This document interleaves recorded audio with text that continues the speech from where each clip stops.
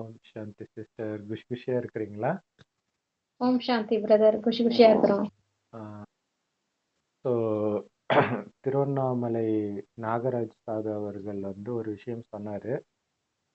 அந்த திருவண்ணாமலை ரெண்டா பிளந்தது பாத்தீங்கன்னா சிவபெருமான் நெற்றிக்கண் மாதிரி இந்த ஷேப்ல இப்படி முடியுது. ஏன்னா இங்க ரியல் எஸ்டேட் போட்டு விற்கிறாங்க, கஞ்சா விற்கிறாங்க, இந்த மாதிரி நிறைய விஷயங்களை சொன்னார். அப்ப அவங்க எதிர்த்தரப்புல வினோத் இவங்கெல்லாம் கேட்டது என்னன்னா,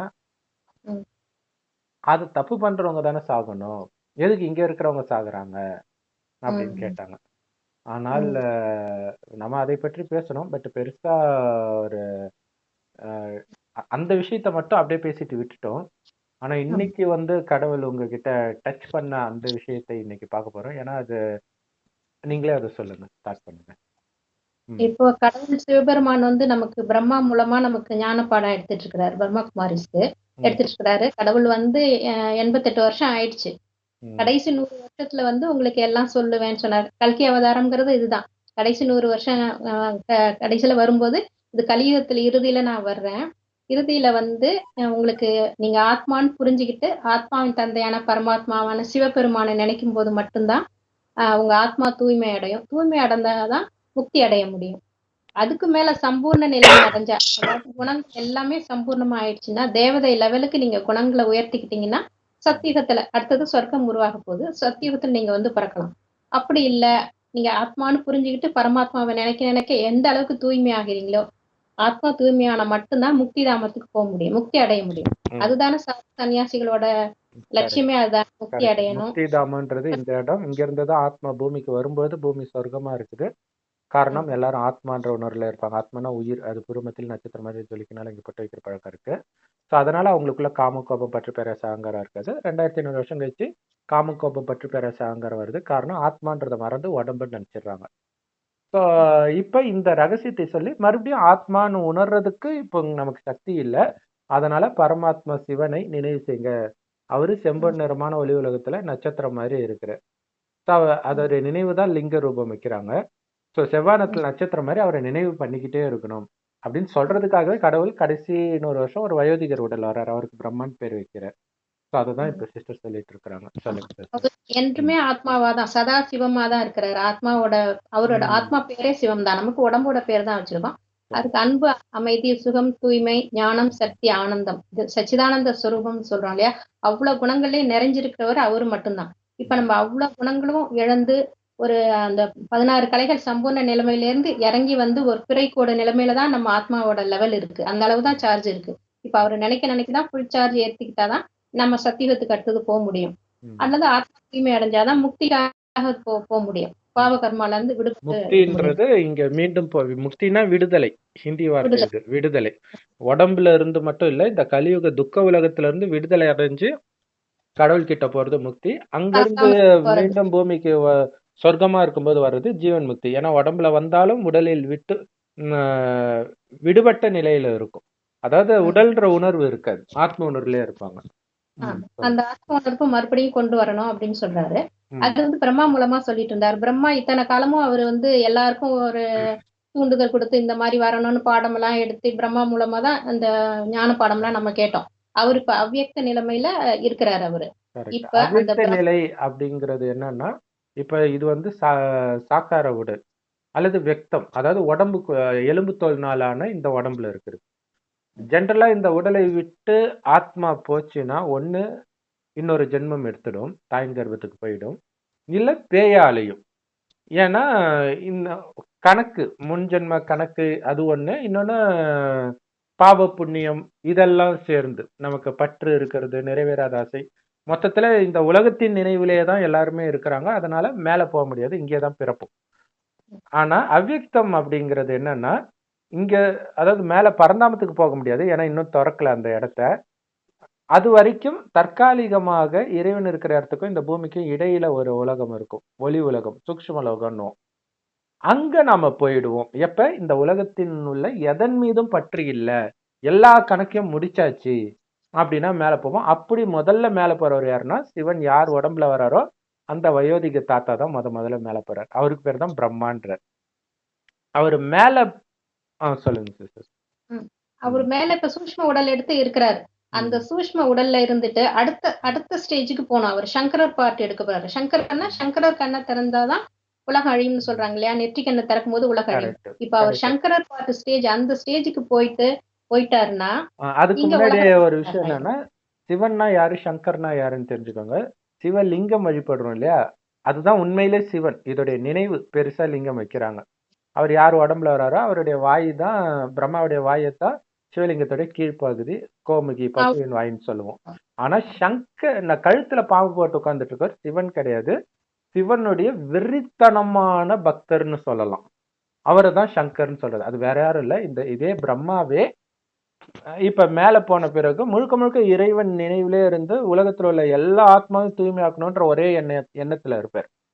சோ அது வேகம் அதிகமாகும் பொழுது அதோடைய பவர் இங்க இருக்கிறவங்களை எல்லாரையும் அதாவது இந்த ஞானத்தை எடுக்கிறவங்களை பயங்கரமா தூய்மையாக்குறதுக்கு உதவி பண்ணும்.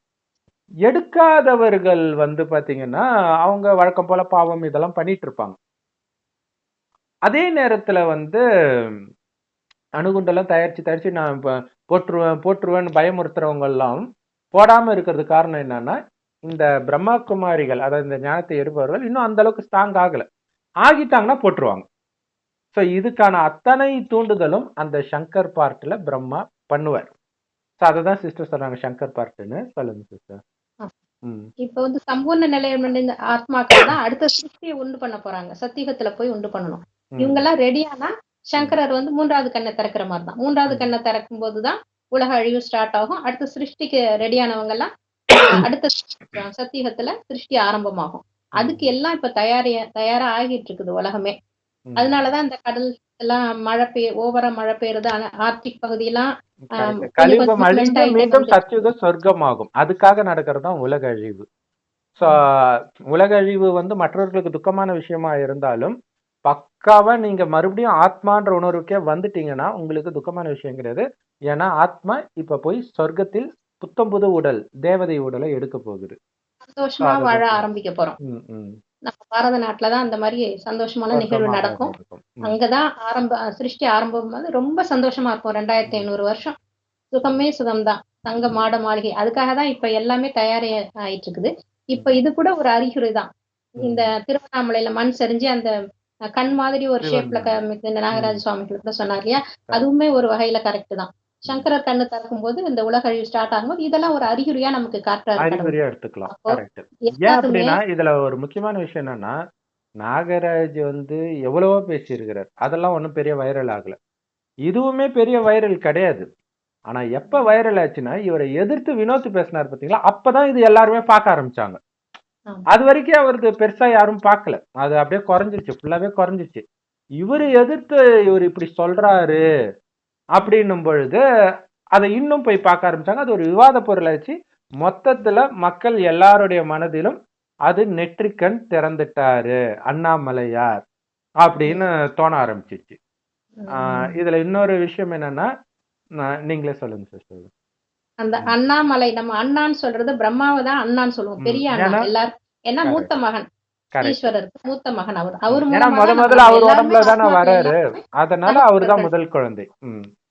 முதல் குழந்தைங்கிறதுனால பெரிய அண்ணா அப்படிங்கறதுனால தாதா அப்படின்னு ஹிந்தியில சொல்லுவாங்க. பாப் தாதா தான்.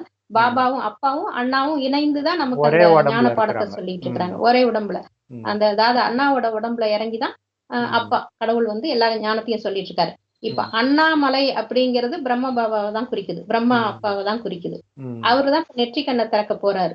அதுக்குள்ள அறிகுறி தான் இந்த மாதிரி காட்டிட்டு இருக்கு. அப்ப நம்ம எல்லாரும் என்ன செய்யணும், ஆத்மாக்கள் எல்லாரும் இந்த மாதிரி விகார எண்ணங்கள் எல்லாம் விட்டுட்டு ஆத்மான்னு உணர்ந்து அப்பாவை நினைக்க ஆரம்பிக்கணும். சிவபெருமானை நினைக்க நினைக்க நம்ம பாவம் கர்மங்கள்லாம் அழிந்து நம்ம அடுத்தது சொர்க்கத்துக்கு போகலாம், முக்தி அடையலாம். முக்தி அடையணும்னு நினைக்கிறவங்க சாது சன்னியாசிகள் எல்லாரும் அதுதானே எய்ம். அவங்க முக்தி அடையலாம். மத்தவங்க பிரம்மகுமாரிஸ் யாரெல்லாம் இந்த மாதிரி சத்தியுகத்துக்கு போகணும்னு முழுக்க முழுக்க தன்னை தயார்படுத்திக்கிறாங்களோ அவங்க சத்தியுகத்துக்கு போயிடுவாங்க.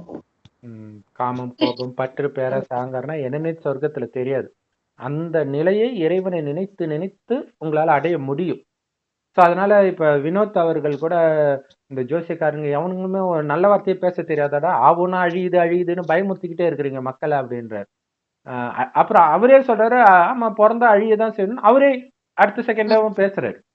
ஸோ ஆமா. உலக அழிவு கன்ஃபார்ம்ன்றது மதங்கள் மட்டும் இல்ல, இன்னைக்கு சயின்ஸே சொல்ல ஆரம்பிச்சிருச்சு. ஸோ அது ஆமா. கண்டிப்பாக நடக்கும். ஆனா இதுல முக்கியமான விஷயம் என்ன அப்படின்னா, தமிழ்நாட்டுல கடந்த சில வருடங்களாகவே சென்னை அந்த மழை வந்தாலே சென்னை அலறும்.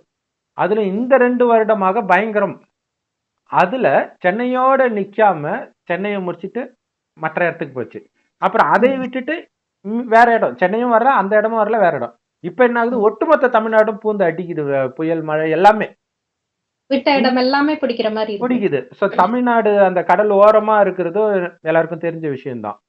அதே நேரத்துல ஆல்ரெடி நிறைய பேர் கணிக்கிறாங்க, அந்த கடல் மட்டத்தை விட கீழான இடங்கள்லாம் சென்னைக்குள்ள இருக்குதுன்றாங்க. ஒன்ஸ் உள்ள வந்துருச்சுன்னா தீவாயிடும்ன்றாரு. ரிட்டர்ன் போக முடியாது, ஏன்னா அதை விட கீழான பகுதி இருக்குது, இப்ப தீவாயிடும்ன்றாங்க. அப்ப முதலில் அழிவது தமிழ்நாடோ? அதனால்தான் தமிழ்நாட்டுல இருக்கிற திருவண்ணாமலை, ஏன்னா எத்தனையோ மலை இருக்குது இல்லையா, சிவன்னாலே பல மலை இருக்குது ஸ்டேட்டுக்கு ஸ்டேட். அப்படி இருக்கும்போது இங்க திருவண்ணாமலையில தான் இது நடக்குதுன்றது ஒரு எச்சரிக்கையா அப்படின்னா இருப்பதற்கான வாய்ப்பு ரொம்ப அதிகம். ஏன்னா அனுமோகன் பாத்தீங்கன்னா அவர் பாட்டுக்கு நடிச்சிட்டு இருந்தார். இப்ப அவர் 2 வருஷமா இல்ல 1 வருஷமா தான் இதை பத்தி பேசுறாரு. ஃபேமஸா ஆயிட்டார். ஃபேமஸ் ஆகி அடிச்சு சொல்றாரு டிசம்பர் தாங்காது அப்படின்னு சொல்றாரு.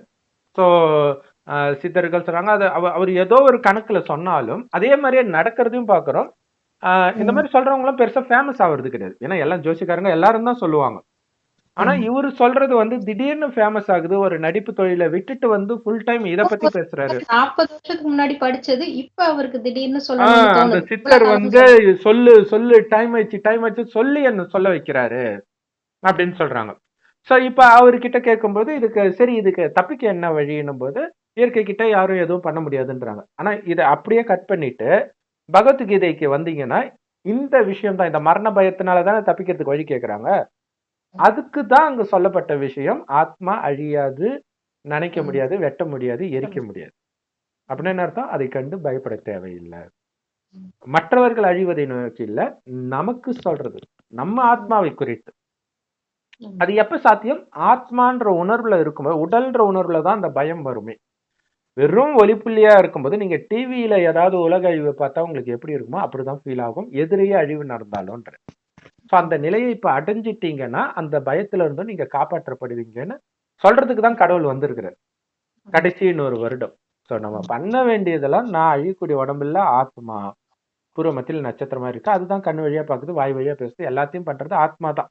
சொர்க்கத்தின் ஆரம்பத்துல இருந்து கடைசி வரைக்கும் அதிகபட்சம் 84 பிறவி, அதாவது 84 உடலை எடுத்து இருக்குது இந்த ஆத்மா. அதே ஆத்மா இப்ப மீண்டும் அதே சொர்க்கத்திற்குள்ள போய் அதே உடலை எடுக்க போகுது. அதுதான் இறந்தவர்களை மீண்டும் எழுப்புன்றது. இப்ப இருக்கிறவன் ஏற்கனவே நொந்து நூடுல்ஸா இருக்கிறான், அவனை எழுப்பி என்ன பண்றது? அப்ப சொர்க்கத்தின் தேவதையை எழுப்ப போறாங்க. அந்த ஆத்மாக்குள்ள இருக்குது, அந்த குணத்தை இப்ப வெளிப்படுத்தணும். அது வராம தடுக்கிறது காமம், கோபம், பற்று, பேராசை, அகங்காரன்ற இந்த சாத்தா. சோ அதை அழிக்கணும், தெய்வீக குணத்தையும் வளர்த்துக்கணும். அழிக்கிறதுக்கு இறைவனுடைய நினைவு, தெய்வீக குணத்தை வளர்த்துக்கிறது இறைவனுடைய ஞானம். அதை தான் முரளின்னு சொல்றோம். எல்லா பிரம்மகுமாரிகள் ராஜயோக தியான நிலையத்திலும் முற்றிலும் இலவசமாக கிடைக்குது. யூடியூப் வெப்சைட்ல இருக்கு, அதோட லிங்க் இந்த வீடியோக்கு டிஸ்கிரிப்ஷன்ல கொடுக்குறோம், அவசியம் பார்த்து பயன்பெறுங்க. அதனால உலக அழிவை பற்றி எல்லா மதமும் சொன்னாலும் என்ன பண்ணணும்னு சொல்லல, நாம எப்படி தயாராகணும்னு சொல்லல, அது சொல்றதுக்கு தான் கடவுள் வர. மற்றபடி அது நடக்கும், நடக்க வேண்டிய நேரத்தில் அவர் வராரே தவிர அவரு அழிக்கல. சோ அந்த 3வது கண்ணை திறந்தால் பயம் இருக்கு. ஆனா இங்க 3வது கண்ணை திறந்தால் அழிச்சிடுவார் அப்படி நாம புரிஞ்சுக்கிறோம். 3வது கண்ணை திறக்கிற நேரம் உலக அழிவு நடக்கிறது உண்மைதான். ஆனால் நம்முடைய 3வது கண் இங்க ஆத்மா இருக்குது அப்படின்ற ஞானம் தான் 3வது கண்ணு. ஞானன்ற கண்ணு தான் அது. அப்ப இந்த ஞானம் தெரிந்தால் இந்த ஆத்மா இருக்கிறதுலே துக்கமான நிலையில இருந்து சுகத்தின் உச்சத்துக்கு போக போறது எப்படி துக்கமான விஷயமா இருக்கும். ஏன்னா இந்த உடம்ப விடுறது உங்களுக்கு துக்கமா இருக்கு, ஏன்னா உடம்புனே பழகிட்டீங்க. இப்ப உடம்புன்னு நினைக்காதீங்க, ஆத்மா நினைங்க. உங்க உடம்பு மேலயும் பற்று வேண்டாம், பிறருடைய உடல், உங்க அப்பா அம்மா, கணவன் மனைவி, குழந்தை, ரொம்ப நெருக்கமானவர், யார் மேலயும் பற்று வைக்காதீங்க. ஏன்னா யாரோ ஒருத்தர் முன்ன பின்ன போக தான் போறாங்க. அந்த நேரம் நீங்க ஏன் துடிக்கிறீங்க, அவங்க நல்ல இடத்துக்கு தானே போறாங்க, ஏன் துடிக்கிறீங்க? அதே மாதிரி நீங்க போயிட்டீங்கன்னா அவங்க என்ன ஆவாங்கன்னு ஏன் பயப்படுறீங்க? பின்னாடியே அவங்களும் வரப்போறாங்க. கடவுள் எல்லா வேலையும் நான் பாத்துக்கிறேன், நீங்க பாரத்தை என் மேல போட்டுட்டு நீங்க மேல வர்றதுக்கான வழியை பாருங்க, அங்கிருந்து சொர்க்கத்துக்கு வர்றதுக்காக தகுதியை வளர்த்துக்கோங்க அப்படின்னு சொல்றாரு. சோ உலக அழிவை பற்றி சொல்ல எல்லாரும் இருக்கிறாங்க. ஆனா அதுக்கப்புறம் சொர்க்கம் வரப்போகுது இதே பூமியில அப்படின்னு சொல்றதுக்கு பிரம்மகுமாரிகளை விட்டால் உலகத்தில் யாருமே கிடையாது. இந்த ஆனா ராவணன் அழிஞ்சு ராமராஜ்யம் ஆரம்பிக்க போகுது. சந்தோஷமான விஷயம் தானே. இந்த கரெக்ட் உடம்ப விட்டுட்டு அடுத்த பிறவி எடுக்கும்போது நம்ம ராமராஜ்யத்துல பிறவி எடுப்போம். கரெக்ட். ராவணனுடைய தேசம் அழிய போகுதுன்ட்டு அவர் அனுமோகன் சொன்னார். ராவணன்றதே காமம், கோபம், பற்று, பேராசை, அகங்காரம், இந்த 5 விகாரமானிடமும் இதே 5 விகாரம் பெண்ணிடம் உள்ள இணைந்த ரூபம் தான் 10 தலை ராவணன். சோ அவனுடைய ராஜ்யம் தான் உலகம் ஃபுல்லா மேல இருந்து பாத்தீங்கன்னா ஒரு தீவு மாதிரி தான் தெரியும். சோ அப்ப ராவண தேசம்ன்றது அந்த இலங்கை மட்டும் கிடையாது, ஒட்டுமொத்த உலகமும் தான். சோ ஒட்டுமொத்த உலகமும் சாத்தான்னு சொல்றாங்க. மத்தபடி ராவணன் ஒருத்தர் கிடையாது. ஒரு மனுஷரோ ராஜா அரக்கன் சொல்றாங்களே அப்படிலாம் யாரும் கிடையாது. அந்த அரக்க குணங்களை தான் அப்படி உருவகப்படுத்தி வச்சுட்டாங்க. கண்டிப்பா ராவணன் அப்படின்னு. சோ அந்த அரக்க குணத்தை அழிச்சு தெய்வீக குணத்தை நிரப்பிட்டீங்கன்னா நீங்க தேவதை ஆயிடுவீங்க. ஆனா இந்த உடம்புல இருந்தே நீங்க பண்ணணும். ஏன்னா கடவுள் இப்ப மட்டும்தான் வர்றார், சொர்க்கத்துக்கே அவர் வரமாட்டார். ஏன்னா இந்த குணத்தை இங்க மாத்தினாதான் நீங்க சொர்க்கத்துக்கே போவீங்க, அங்க போய் மாத்திக்கிறது கிடையாது. ஸோ பைபிள் குரான்ல சொன்ன மாதிரி சோதிப்பதற்காக படைத்த பிறவின்றது இந்த ஒரு பிறவி தான், இந்த கடைசி பிறவி தான். அப்படின்னா ஒரே ஒரு பிறவிதான் அர்த்தம் கிடையாது. பல ஜென்மம் எடுத்து கடைசி ஜென்மத்தில் இறைவன் வந்து இந்த ஞானத்தை கொடுக்கிறார், கொடுத்து நம்ம எழுப்புறார். கல்லறையில இருந்து எழுப்புவேன் அப்படிங்கிற மாதிரி நம்ம எழுப்புறார். தூங்கிட்டு இருந்த நீ உடம்புன்றத, அதாவது ஆத்மான்றத மறந்து தூங்கிட்டு இருக்கிற, நீ எழுந்திரி, நீ ஆத்மா, உன்னுடைய உண்மையான குணம் அன்பு, அமைதி, ஆனந்தம். ஆனா இந்த உடல்னு நினைச்சு புலனின்பத்துக்கு அடிமையாகி கிடக்குற, உன்னை அடிமையாக்கி வச்சிருக்குது. சோ இந்த அடிமைத்தனத்துல இருந்து எழுந்திரின்னு கடவுள் சொல்றதுதான் பைபிள் குரான்ல மோசஸ் போய் எகிப்து நாட்டுல இருந்து அடிமைகளை மீட்டுட்டு வர மாதிரி காட்டி இருக்கிறாங்க. சோ மீட்பது கடவுள், அதுலயும் கடவுள் தான் மோசஸ் மூலமா மீட்கிற மாதிரி காட்டியிருப்பாங்க. சோ இங்கேயும் கடவுள் தான் மீட்கிறார், நேரடியாக வந்து அந்த பிரம்மா வாய் வழியாக. இந்த பிரம்மாவைத்தான் அங்க ஆதாம்னு சொல்றது. ஆதாம் மட்டும்தான் சொர்க்கத்துல இருந்ததா காட்டுறாங்க, ஆதாம் ஏவாள். அப்ப அது 2 பேருக்காக சொர்க்கம் படைக்க மாட்டாங்க, சொர்க்கத்தில் இருந்தவர்களுடைய ஒட்டுமொத்த பிரதிநிதியாக ஆதாம் ஏவாளை காட்டிட்டாங்க. இப்ப பிரம்மகுமாரிகள்ல இறைவன் ஞானத்தை கொடுக்கும் போது கூட சொர்க்கத்தின் முதல் 2 பேர் பாத்தீங்கன்னா லக்ஷ்மி நாராயணன், அவங்கதான் சொர்க்கத்தின் மகாராஜா மகாராணி. அவங்கள பத்தி மட்டும்தான் சொல்வார். ஏன்னா அந்த நிலையை அடையிறதா உங்களுடைய லட்சியம். 2வது 3வது 4வது 5வது போஸ்ட் எல்லாம் தேவை கிடையாது. 33 கோடி ரேங்க் இருக்கு. முதல் போஸ்டுக்கு நீங்க முயற்சி பண்ணுங்க, அதுக்கப்புறம் அது அதிர்ஷ்டம் உங்க முயற்சியை பொறுத்து. ஆனா உங்க இலக்கு ஆதாம் ஆகிறது, சொர்க்கம் நாராயணன் ஆகிறதா தான் இருக்கணும் அப்படின்னு சொல்றாரு. சோ அதனால பிறந்த முதல் குழந்தை தான் கிருஷ்ணர், ஆளிலையில மிதந்த மாதிரி காமிச்சாங்க. கரெக்ட். அடுத்த சிருஷ்டி ஆரம்பத்துல அடுத்தது அவர் வளர்ந்து வரும்போது நாராயணனா மாறி லட்சுமி நாராயணன் ஆட்சி ஆரம்பிக்க போகுது. அப்பதான் சொர்க்க ராஜ்யம், அதுதான் சொர்க்கமா இருக்கும் உண்மையிலேயே. கிறிஸ்தவர்கள் கூட சொர்க்க ராஜ்யத்துக்கு போவோம், 2வது வருகை வந்து அழைச்சிட்டு போவாரு, கடவுள் வந்து நம்மள மீட்டெடுத்து போவாருன்னு சொல்லிட்டு இருக்கிறாங்க. சொர்க்க ராஜ்யம்னு சொல்லிட்டு அவங்க வந்து முக்தியை தான் சொல்றாங்க. மேல போறதுதான் அவங்க சொர்க்க ராஜ்யம்னு சொல்லிட்டு இருக்காங்க. அது வந்து முக்தி, அமைதியான இடம், பரமாத்மா இருக்கிற இடம். அங்க போயிட்டு தான் நம்ம திருப்பி வரப்போறோம். பரலோகம் வேற, ராஜ்யம் வேற. ராஜ்யம் கீழே தான் இருக்கு, பரலோகம் தான் மேல இருக்குது. மேல இருக்கிறது ஒண்ணும் கிடையாது, அங்க சுயநினைவு இல்லாம இருப்போம். இங்க வந்து உடல் எடுத்தாதான் சுகத்தையோ துக்கத்தையோ நம்மளால அனுபவிக்க முடியும். இன்னொரு முக்கியமான விஷயம் பாத்தீங்கன்னா, நம்ம வந்து பெரியார் மண்ணுன்னு பெருமையா சொல்லிட்டு இருக்கோம். அப்படின்னு அர்த்தம் நாஸ்திக மண்ணுன்ட்டு. கேரளாவும் கம்யூனிஸ்ட் நாடா தான் இருக்குது. அது ரெண்டும் கடலோரமா இருந்துகிட்டே இவ்வளவு வேலை பண்ணிக்கிட்டு இருக்குது இல்லையா? ஸோ அதனால முன்னாடியே அழிந்தாலும் ஆச்சரியப்படுறதுக்கு இல்லை. அப்ப நமக்கு டைம் கம்மியா இருக்குன்னா ரொம்ப சீக்கிரமாக இறைவனை பிடிக்கணும். ரொம்ப அதிபுத்திசாலித்தனமா இன்னும் 40,000 வருஷம் இருக்குது, இன்னும் இதுவே இப்பதான் கலியுகமே பிறந்திருக்குன்னு நீங்க நினைச்சிட்டு இருந்தீங்கன்னா கடைசியில சாகும்போது சங்கடம். ஏன்னா நாங்க சொல்றது வேதத்தை படிச்சு இல்ல, கடவுள் நேரடியா வந்து சொல்ற ஞானம், அது ரொம்ப முக்கியம். சித்தரியடை படிச்சு கூட சொல்லல இல்லையா? சித்தரியடை படிச்சு சொன்ன அனுமோகன் சொல்றத கூட நீங்க சீரியஸா எடுத்துக்கிறீங்க. அதாவது இப்பயே அழியுதா இல்லையா அது வேற விஷயம், அழியலாம் தான் சொல்றோம். ஆனா கன்ஃபார்மா வந்து நெருங்கிடுச்சு, அதுல டவுட் கிடையாது. ஏன்னா ஆவரேஜா 100 வருஷம் தான், கடவுள் வந்து 88 வருஷம் முடிஞ்சிருச்சு. அப்ப அப்படியே 100 வருஷம் போயும் கொஞ்சம் முன்ன பின்ன இருக்கலாம். கொஞ்சம் முன்னாடியும் போயிடலாம், பின்னாடியும் போயிடலாம். அவ்வளவுதான். ஒரு ஊரே போனதை பார்த்தோம்ல கேரளால. உக்ரைன் நாடே போறத பாக்குறோம்ல. அப்புறம் ஏன் நடக்காது இல்லையா? ஸோ அதனால இறைவனை தயவு செய்து பிடிங்க. டூ லேட் ஆகுது இல்லையா? அது சென்னை எத்தனை தடவை மூழ்கடிச்சிருச்சு. தமிழ்நாடே என்ன ஆயிட்டு இருக்குது இப்ப. ஸோ இப்பவும் அலட்சியமாக இருந்து பின்னாடி செய்தி கிடைக்கல அப்படின்னு சொல்லாதீங்க. ஏன்னா இப்பவும் சொல்றோம், இறைவனுடைய செய்தி ரொம்ப சிம்பிள். உங்களை ஆத்மான்னு உணர்ந்து பரமாத்மா நினைக்கணும். ஆத்மா பூர்வ மத்தியில் நட்சத்திரம் மாதிரி இருக்கு, கடவுள் செம்பு நிறமான ஒளி உலகத்துல நட்சத்திரம் மாதிரி இருக்கு. இவரைத்தான் சிவன் இந்துக்களும் பரமபிதான்னு கிறிஸ்தவர்களும் அல்லான்னு முஸ்லிம்களும் சொல்றாங்க. கடவுள் ஒருத்தர் தான். இது என்ன சிவபெருமான் தானே கண்ணு திறந்தாரு, எங்களுக்கு என்னன்னு? அப்படி கிடையாது. கடவுள் ஒருத்தர் தான். மதத்துக்கு ஒரு கடவுள் கிடையாது. எல்லா மதத்திலயும் கடவுள் உலகம் அழியிறது சொல்லப்பட்டிருக்கு. ஆனா என்ன பண்ணணும்னு சொல்லப்படல, அதான் பிரச்சனை. அப்ப நிறைய பேருக்கு இதெல்லாம் எங்க மதத்துல போடலையே அப்படின்னு இருக்கும். இதுல என்ன ஒரு விஷயம்னா, மதங்கள், அதாவது 2500 வருஷம் சொர்க்கமா இருக்கும்போது எந்த மதமும் கிடையாது. நரகத்தில் தான் மனிதர்கள் மதங்களை உருவாக்குறாங்க.